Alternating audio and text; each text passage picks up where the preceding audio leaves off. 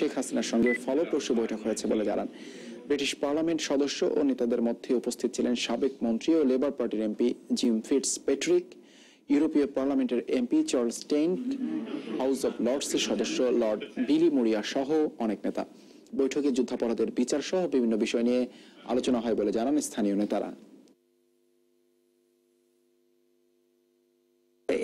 Forthcoming election being free and fair, which I think Bangladesh has demonstrated over বাংলাদেশের সাম্প্রতিক নানা বিষয় নিয়ে বৈঠকে আলোচনা হয়েছে।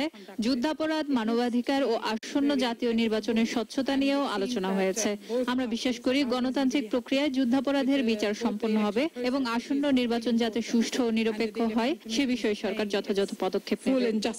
I think that's the most important thing. রোজার পর কঠোর আন্দোলনের মধ্যে দিয়ে তত্ত্বাবধায়ক সরকারের দাবি মানতে সরকারকে বাধ্য করা হবে বলে হুঁশিয়ার করেছেন বিরোধী দলীয় নেতা ও বিএনপি চেয়ারপারসন বেগম খালেদা জিয়া।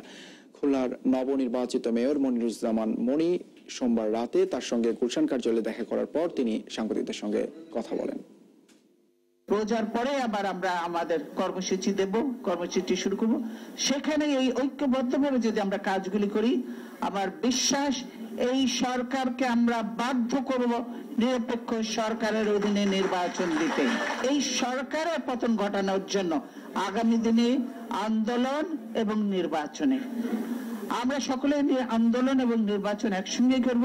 এই রোজার মাসটাকে আমরা সকলে সাংগঠনিক মাস হিসাবে গ্রহণ করে এই ইফতার মাহফিলের মাধ্যমে আমরা প্রত্যেকে নিজ নিজ সংগঠনকে আরো শক্তিশালী, আরো ঐক্যবদ্ধ করব। গাজীপুর সিটি নির্বাচনের ফলকে সরকারের জন্য বিপদ সংকেত হিসেবে দেখছেন জাতীয় পার্টির চেয়ারম্যান হুসেইন মোহাম্মদ এরশাদ। সোমবার সকালে মতিঝিলে একটি ব্যাংকের শাখা উদ্বোধনের পর সাংবাদিকদের সঙ্গে তিনি কথা বলেন। এ সময় তিনি আরো বলেন, তার দল সমর্থন দেওয়ার কারণেই 14 দল সমর্থিত প্রার্থী কিছু ভোট বেশি পেয়েছেন। পূর্বাভাস, বিপদের পূর্বাভাস, 10 নম্বর সংকেতের পূর্বাভাস। ওই সমর্থন দেওয়ার কোনো অর্থ ছিল না।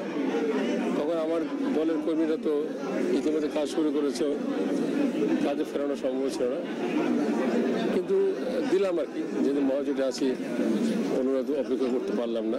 আমরা জাতীয় নির্বাচনে একবার নির্বাচন করব, 4 বছর দিয়ে বলছি, এখনো বলছি, ইনশাআল্লাহ করবো। এদিকে গাজীপুর সিটি কর্পোরেশন এলাকায় উন্নয়নে নবনির্বাচিত মেয়রকে সহযোগিতা দেওয়ার আশ্বাস দিয়েছেন পরাজিত প্রার্থী অ্যাডভোকেট আজমতুল্লাহ খান। নবনির্বাচিত মেয়র অধ্যাপক এম এ মান্নান সোমবার সকালে টঙ্গীর বাসায় দেখা করতে গেলে আজমত এ আশ্বাস দেন। অন্যদিকে আজমতুল্লাহ খানের সমর্থন পেলে গাজীপুরকে আরো সামনের দিকে এগিয়ে নিয়ে যেতে পারবেন বলে আশা প্রকাশ করেন এম এ মান্নান। এই বিজয়ের সাথে আমি আমার প্রিয় বন্ধু আজমতুল্লাহ খান সাহেবকে আমি পাশে পাবো এবং ওনার সকল সহযোগিতা নিয়ে আমি সিটি কর্পোরেশনের উন্নয়নের জন্য কাজ করবো ইনশাল্লাহ। আমি একজন রাজনৈতিক সামাজিক কর্মী হিসাবে আমি সবসময় বলে আসছি, জয় এবং পরাজয় যেটি আসুক সেটি আমি মেনে নেব। আমরা জনগণের জন্য কাজ করব। আমি মান্নান ভাই, আমরা সবাই জনগণের জন্য, এলাকার উন্নয়নের জন্য কাজ করার মনোবাসনা নিয়ে আমরা প্রার্থী হয়েছি।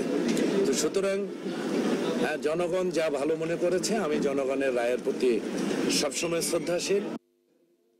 রমজানে ইফতার ও সেহরি এবং তারাবির সময় নিরবচ্ছিন্ন বিদ্যুৎ সরবরাহের আশ্বাস দিলেন প্রধানমন্ত্রীর জ্বালানি উপদেষ্টা তৌফিক ইলাহি চৌধুরী।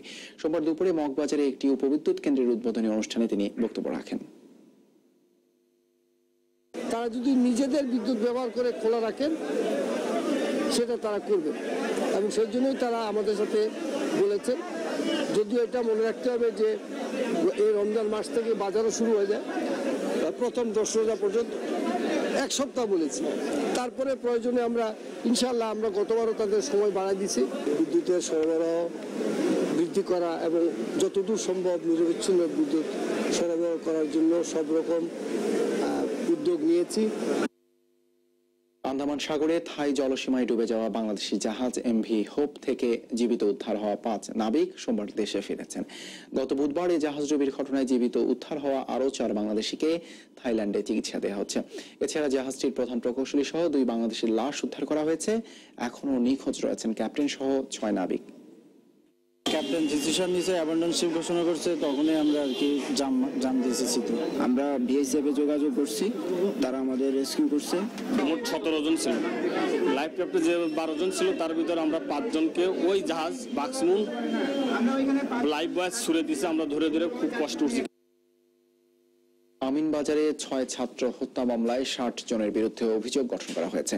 25 আগস্ট স্বাক্ষর গ্রহণের মধ্যে দিয়ে শুরু হবে এই মামলার বিচার কার্যক্রম। সোমবার দুপুরে ঢাকার অতিরিক্ত জেলা ও দায়রা জজ আদালতের বিচারক হেলাল উদ্দিন এর এজলাসে শুনানি শেষে অভিযোগ গঠন করা হয়।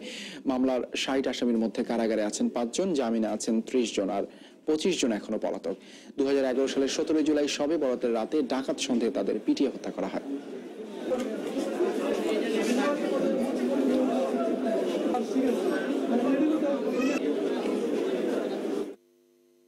জামায়াতে ইসলামের ভারপ্রাপ্ত সেক্রেটারি জেনারেল এটিএম আজহারুল ইসলামের বিরুদ্ধে তদন্ত প্রতিবেদন চূড়ান্ত করেছে আন্তর্জাতিক অপরাধ ট্রাইব্যুনাল তদন্ত সংস্থা। সোমবার সকালে ধানমন্ডির সেফ হোমে এক ব্রিফিংয়ে তদন্ত সংস্থার প্রধান সমন্বয়ক আব্দুল হান্নান খান প্রতিবেদনের বিভিন্ন দিক নিয়ে সাংবাদিকদের সঙ্গে কথা বলেন। 9 ধরনের অপরাধ আছে, অপহরণ আছে, আটক, নির্যাতন, ধর্ষণ, লুণ্ঠন, অগ্নিসংযোগ, গুরুতর জখম, হত্যা এবং গণহত্যা।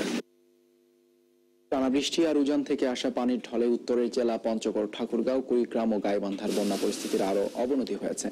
এতে পানিবন্দী হয়ে পড়েছেন হাজার হাজার মানুষ, তলিয়ে গেছে বিশাল এলাকার ঘর বাড়ি, রাস্তাঘাট ও ফসলি জমি। বিভিন্ন স্থানে খোলা হয়েছে আশ্রয় কেন্দ্র।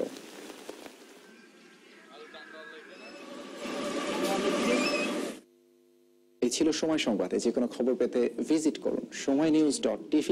সঙ্গে থাকুন সময়।